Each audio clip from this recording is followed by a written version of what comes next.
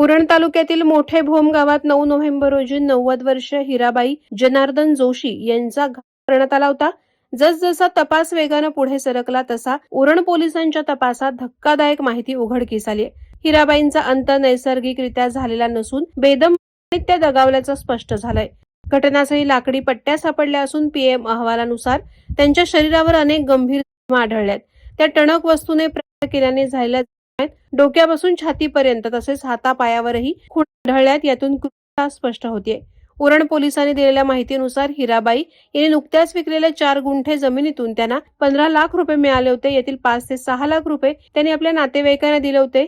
पैशांच्या वाटपावरून झालेल्या वादामुळेच ही घटना घडल्याची शक्यता असून यात महिलेचे नातेवाईकच सहभागी असल्याची शक्यता अधिक बळावली आहे. उरण पोलीस या दिशेनं सखोल चौकशी करत आहेत. दरम्यान या घटनेमुळे उरण परिसरात भीतीचं वातावरण निर्माण झालंय.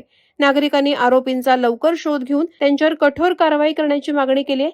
पोलीस या प्रकरणाला गांभीर्यानं घेत असून तातडीनं आरोपींना शोधून त्यांच्यावर कारवाई करण्यासाठी पोलिसांचे अथक प्रयत्न सुरू आहेत. वादळवारा लाईव्हसाठी न्यूज ब्युरो उरण.